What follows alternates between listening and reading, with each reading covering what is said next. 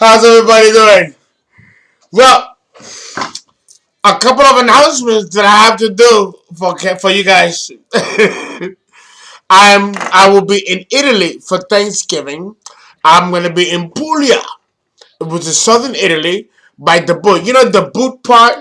I'll be right at the tip of the heel of the boot.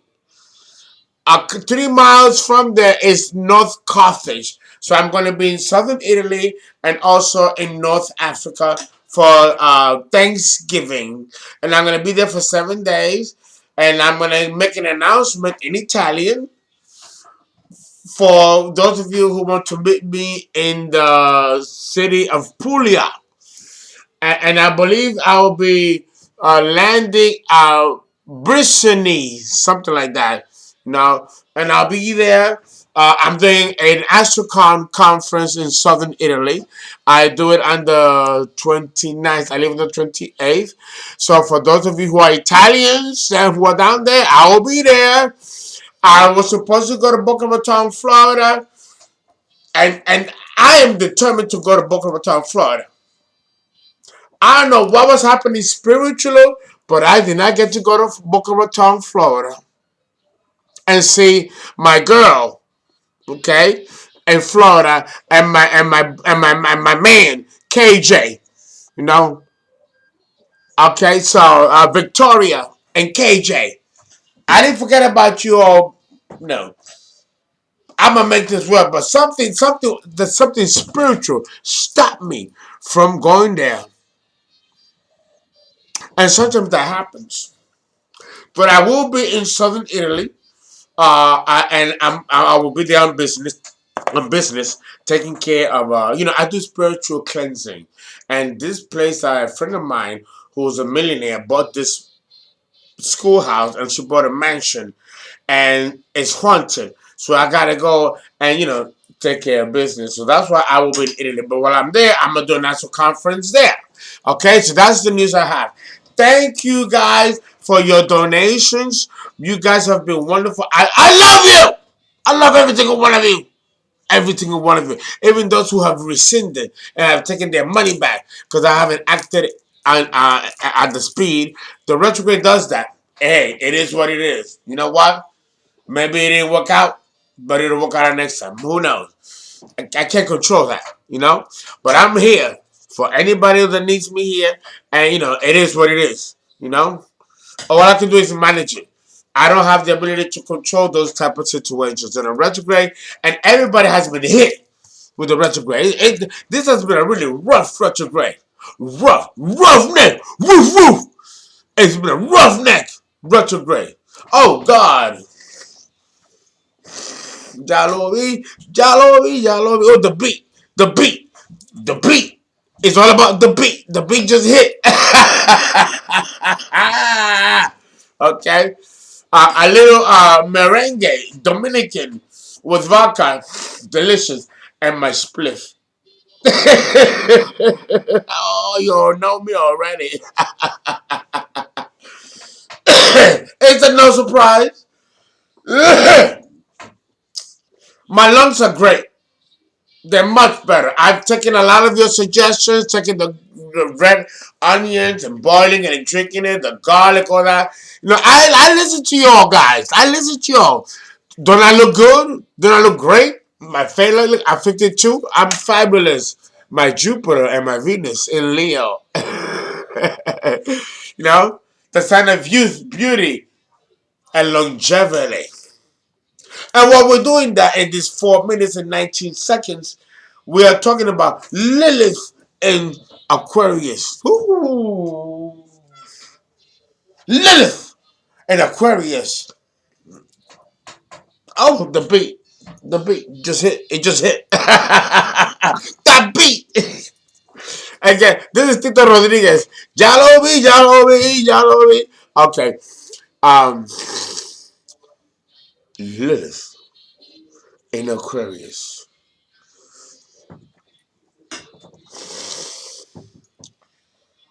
How Lilith, understand that Lilith rules sexual taboos and sexual deviance. We already know that the Aquarian woman and the Aquarian man can be very kinky. They're very kinky in sex. Oh, that made money. Okay, so understand that already we're dealing with. It's like, when you have a deviated septum on your nose. Do you know what that is? To have a deviated septum on your nose, you don't breathe quite the same. You don't oxygenate quite the same. Your nasal cannula, the voice box, and the resonation of your tone of your voice changes. It's not the same. So when you're born with Lilith in Aquarius, you got to remember two things. Aquarius rules independence and freedom. The loner, the maverick. This is one aspect of Aquarius. The other aspect of Aquarius is the group consciousness, the group dynamic, all for one and one for all. So we're dealing with two distinct psychologies when we're dealing with Aquarius. So, to understand the psychological dynamic when we're exploring Lilith in Aquarius, we have to look at the social construct and the social dynamic in which the Aquarian energy interplays. And when it comes to interpersonal relationships, we're dealing with souls or a soul that has bizarre, eccentric, or even sadistic sexual appetites. You think R. Kelly was something? The perversity of Aquarius, in which we find Lilith, begins in Capricorn. It reaches a midpoint in Aquarius, and then it reaches culmination in Pisces, the ultimate sign of the whore. Sexual pleasures and sexual appetites reach levels of insatiability in Pisces. There isn't enough orgasms and isn't enough woo, in Pisces. But the midpoint is in Aquarius and it begins before it reaches the midpoint. This perversity begins in Lilith in Capricorn. And we've already discussed Lilith in Capricorn. And Capricorn is a horny motherfucker. His dick is always up, or that clit is always burning to be touched or tongue or licked or bitten or have a dick rubbing against it. I'm gonna be raw. I'm being raw. But we're talking about Lilith and sexual darkness. So I'm gonna be very raw with my language. Otherwise, doing this video is a waste of time. Lilith in Aquarius, where the kinkiness is brought to other cultures and races. Lilith in Aquarius. Ooh, ooh.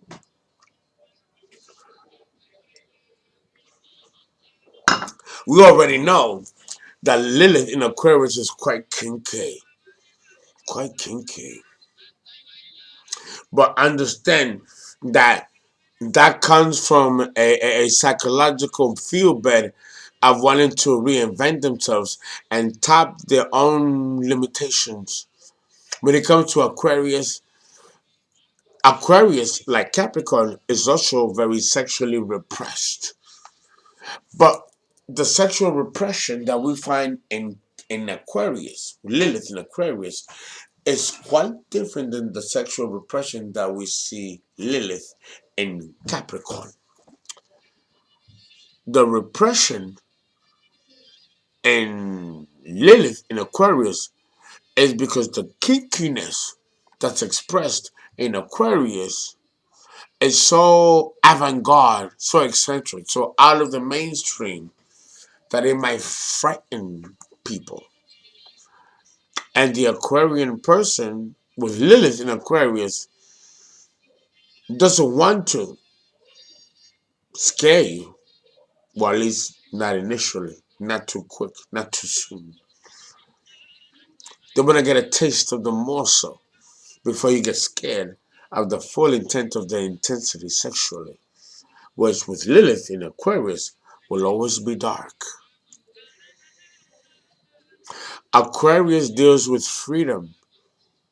So with Lilith in Aquarius, it is not surprising to find these people tying people up in the bed, putting handcuffs on them, somehow locking them and not allowing them to move freely, wrapping them up in saran wrap and hanging them upside down like in these fetishes.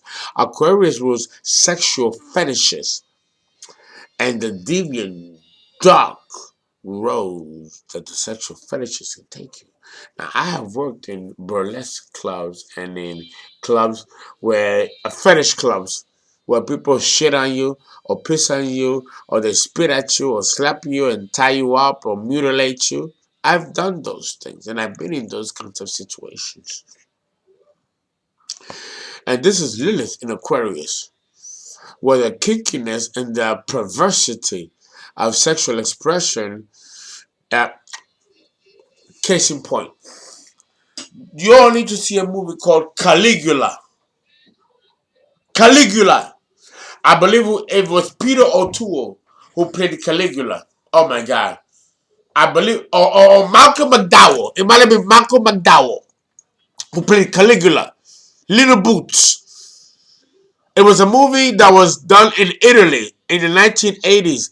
That was a fucking sadistic movie, but I loved it because it really showed you the way the Roman Empire and the dark sexual sadistic aspect of the Roman Empire, where the gladiators raped each other, raped young boys and fucked women and men. I mean, it was just, well, you need to see the fucking movie, Caligula. You need to see it. With Malcolm McDowell playing Caligula. And it was in Italy, and it was done in Italian. You got to see that fucking movie. It is disgusting, sadistic, and it took place in reality in the Roman period. And it is Lilith in Aquarius. Sadistic perversion of sex. I can't not go into details about it. You need to see that fucking movie. You need to see that movie. I can't talk about it because it makes me sick to talk about it. And I watched the movie. And the movie haunted me the rest of my life. What a fucking sadistic, perverted movie. I could not believe that the Romans, in the height of their empire and wealth and power, engaged in such sadistic, malevolent, degenerative, animalistic sexual practices that include everything. I can't even talk about it. But the Egyptians did the same thing, and all other cultures, because it's an expression of the polarity of the good and the dark. Lilith in Aquarius.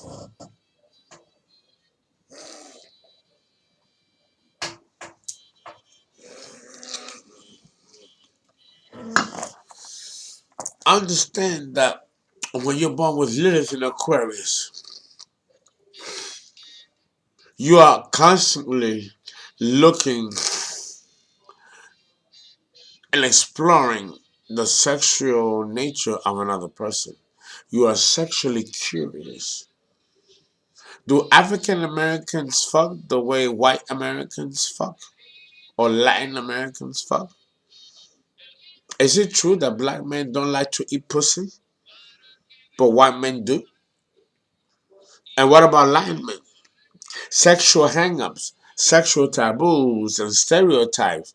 So black men got the big dicks, but not white men, Latin men. All these things fall under Lilith in Aquarius. What you got between your legs? Do you want to see what I got? You want, or let me see what you got. Because in all different cultures and expressions of races, we have different psychologies and modalities of sexual expression. That's just one aspect of life. But this is true of every aspect of life. Because culture and race are different. Lilith in Aquarius. Oh, the beat. The beat. Oh, more just. So, understand that when you're born with Lilith in Aquarius, you seek the extraordinary, the excellent, that which will bring you to a higher state of exaltation and sexual and emotional heightened state of stimulation. The more kinky, the better the satisfaction. Lilith in Aquarius. Okay?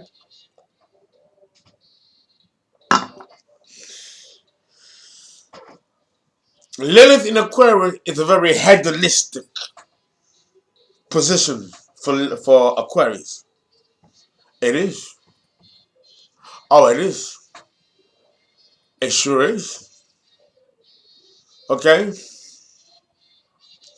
Understand.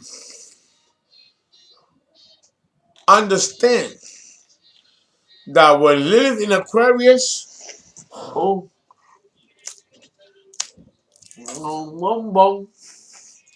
Lilith in Aquarius, you want freedom at all cost, even at the price of ridicule and feeling empty. Lilith emphasizes the principles of the Aquarian freedom and autonomy, and that includes sexual expression of that freedom and of that autonomy. Okay? Understand that. This easily causes problems in the life because these people avoid strong and lasting connections. These people can be the biggest whores on the zodiac. The opposite of Leo. Of Leo. Okay? They do not experience their lives. They feel as if they see their life through a wall of glass because they are not able to experience their life emotionally. This is the fucking problem. Those born with Lilith in Aquarius do not want to feel. They simulate feelings, but they don't really feel them. But they make judgments and executions about emotional states as if they are genuinely feeling them, and they are not. It's a simulation. These people with Lilith in Aquarius can be emotionally cold and cruel. Lilith in Aquarius.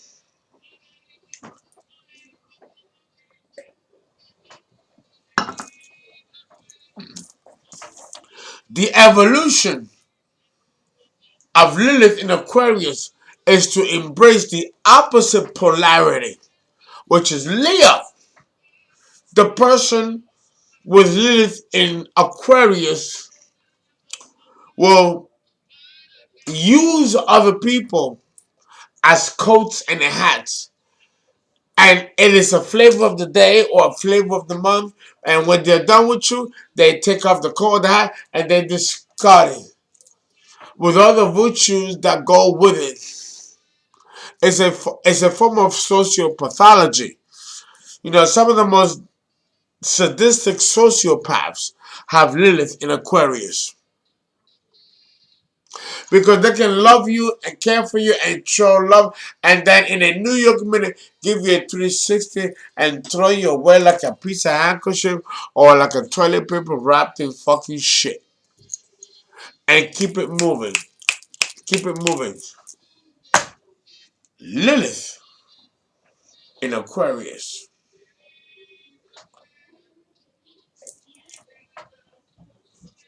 The beat. Lilith in Aquarius. She's not interested, or he's not interested in your sexual gratification, or even in your own sustenance, but that of their own. And if it helps you evolve, that's great. That's by default, but that's not the intent. It's all like Capricorn. It's about self-preservation because the classical co-ruler of Aquarius was Saturn before Uranus was discovered. So there's a Saturnian element here when we're dealing with Lilith in Aquarius. Okay? And that's a strong dichotomy. The Lilith in Aquarius person is not, how can I put it?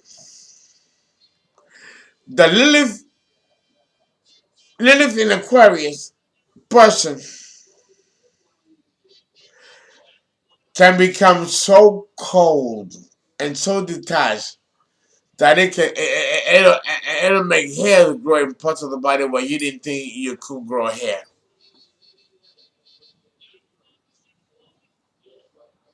There are powerful sexual needs that has to be fulfilled with the person born with Lilith in Aquarius. And here's the thing: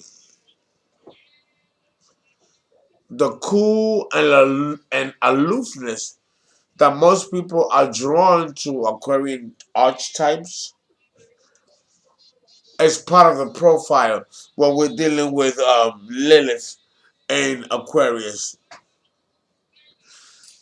The person born with Lilith in Aquarius is sexually very detached. And let me explain what I mean by that. I'm not saying that the person born with Lilith in Aquarius doesn't enjoy a good fuck, both men and women. But they may enjoy it, but the process of their own enjoyment is in itself a simulation. Because for them to really enjoy sex the way we're supposed to experience sex will require a total loss of control, loss of emotional constraint, and total hungry abandonment into the experience. And this is a terrifying prospect for those that have Lilith in Aquarius. Oh, the beat.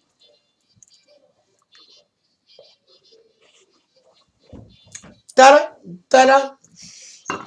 Okay. Lilith in Aquarius. Understand that all is not fun and peachy. The Lilith in Aquarius person seeks total control, total control of their own sexuality and the response to their own sexuality. If they want to fuck you because they want to fuck you, and they're gonna fuck you the way they want to fuck you, not the way you want. There is no sexual cooperation in what you want concerning sex.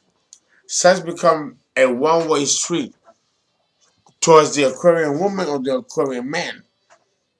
They're not concerned with uplifting you and gratifying your needs sexually.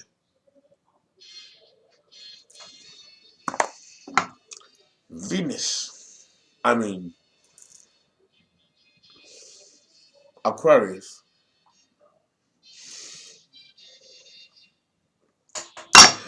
And we're done with this combination.